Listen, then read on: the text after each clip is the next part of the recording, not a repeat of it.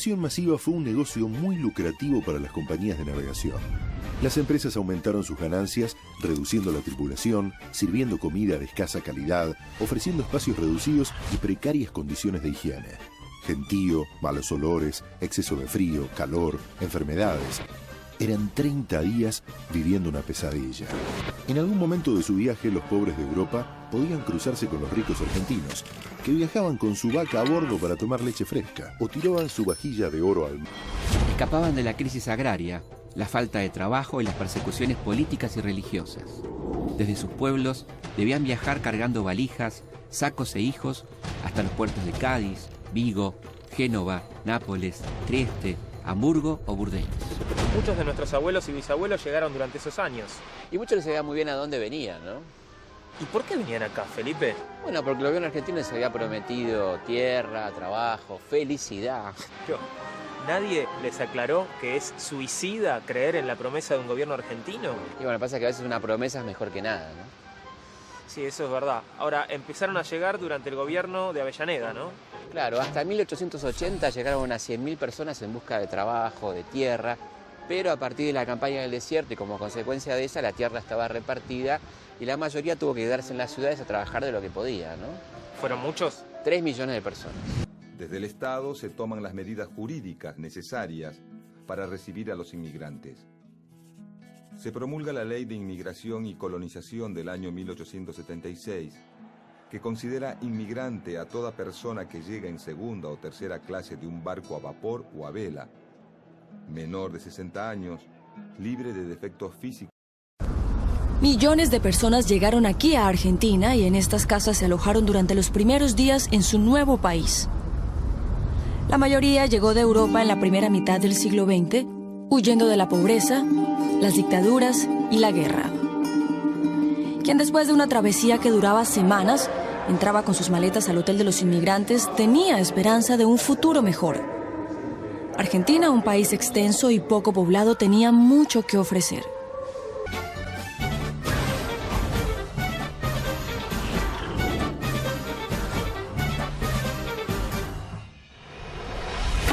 Los ricos de la Argentina llegaban a París a patinarse los dividendos generados por el granero del mundo. Y mientras los niños bien tiraban manteca al techo, en Argentina los inmigrantes no la pasaban también. Y no, claro, viajaban en condiciones miserables durante semanas y semanas, sin saber muy bien a dónde venían, y cuando llegaban los alojaban acá, en el Hotel de Inmigrantes. En este Hotel de Inmigrantes donde el Estado les garantizaba 5 días de alojamiento.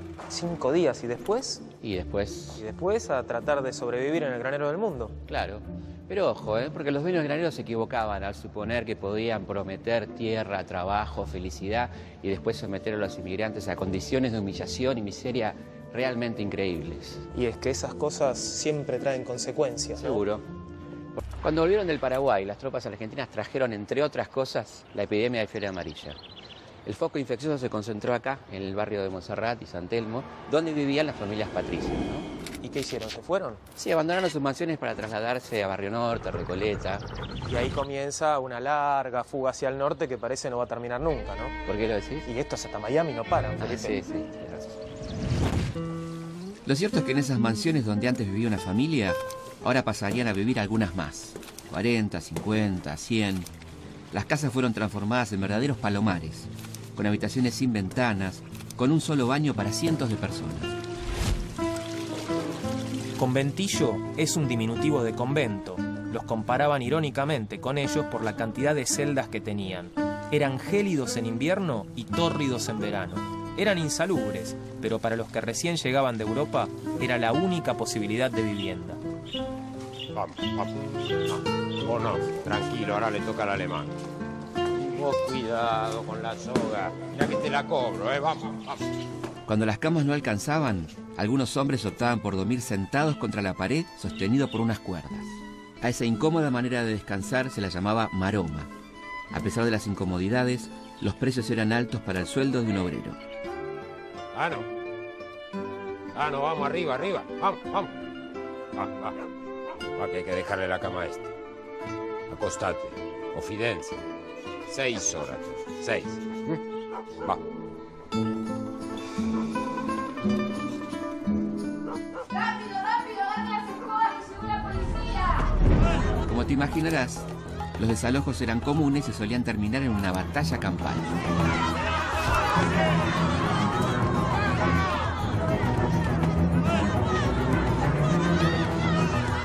Coronel, tiene que hacer algo, deténgalos. ¿Cómo se atreve a decirme lo que tengo que hacer? ¿Quién es usted? Yo soy el encargado de esta casa. Le pido por favor que haga algo. Deje que la masa de los bajos fondos se exprese. Así lo vamos a poder identificar. En 1907 se produjo una novedosa huelga de inquilinos. Los habitantes de los conventillos de Buenos Aires, Rosario, La Plata y Bahía Blanca decidieron no pagar sus alquileres frente al aumento desmedido aplicado por los propietarios. ¡Silencio! ¡Silencio! ¡Calma! ¡Calma! ¡Cálmense! ¡Cálmense! ¡No podemos seguir viviendo en estas condiciones! ¡No podemos permitir que este sistema de explotación nos siga humillando!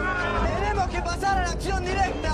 Y eso significa no pagar más el alquiler. ¡No paguemos más el alquiler! ¡Mujeres, madres! ¡Barramos con estas escobas las injusticias del mundo! ¿Ven? ¡Vamos! Ahí tiene uno. Anarquista Cenas. ¡Avance!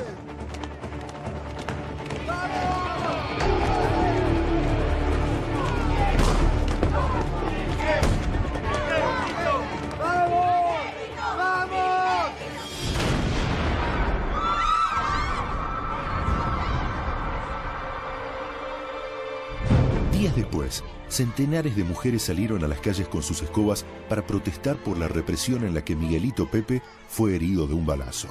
Las mujeres anarquistas se hacían sentir en la calle con conciencia política y de género.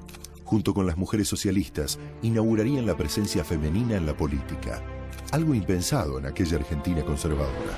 El avance del vapor en la navegación permite que América se vuelva más cercana.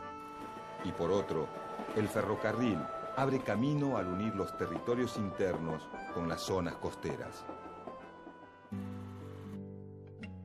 Los inmigrantes viajan por las mismas rutas por las que se mueven las mercaderías.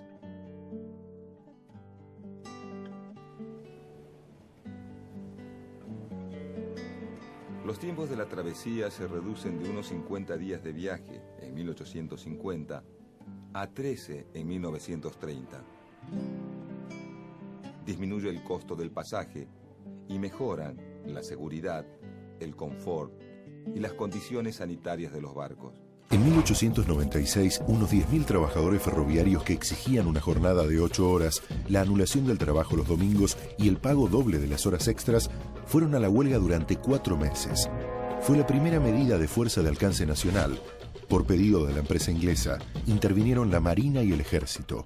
5 años después, en mayo de 1901, se crea la Federación Obrera Argentina, que nuclea a la mayoría de los gremios del país. En 1902, el gobierno de Roca promueve la Ley 4144, conocida como Ley de Residencia. La ley de residencia fue presentada por el escritor y senador Miguel Cané en el Congreso. Uy, qué lindo. Otra creación del autor de Juvenilia. Dice, ¿Y qué decía la ley?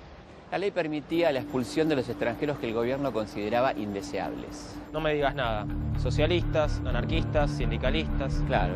El problema era que cuando el hombre llegaba a su país de origen podía ser condenado a muerte o a cadena perpetua, porque había venido a la Argentina escapando de esa persecución política, ¿no? Claro. Mira, si me das a elegir me parece que me quedo con Juvenilia, aunque me cuesta mucho. Sí. ¿Y con la ley de residencia qué pasó? Y el movimiento obrero no se iba a quedar tranquilo. Ante la ley de residencia, el movimiento obrero reacciona enérgicamente. En noviembre de 1902, la FOA decreta la primera huelga general de la historia argentina. El acatamiento a la medida es muy amplio. Los puertos y muchas fábricas quedan paralizados. El gobierno decreta el estado de sitio. Se desata una violenta represión. En 1904, la FOA convoca un acto por el 1 de mayo en la Plaza Mazzini. A poco de iniciada la marcha comienza una represión policial que arrojará un saldo de varios muertos. Se decreta la huelga general pidiendo el encarcelamiento de los responsables. Son hombres y mujeres cuyas edades oscilan mayormente entre los 15 y los 30 años y conforman el 30% de la población.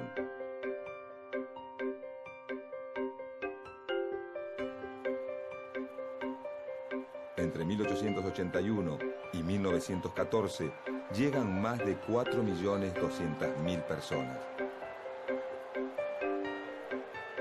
2 millones de los inmigrantes arribados son italianos, 1.400.000 españoles, 170.000 franceses y 160.000 rusos. Traen consigo sus idiomas, sus costumbres y su desarraigo.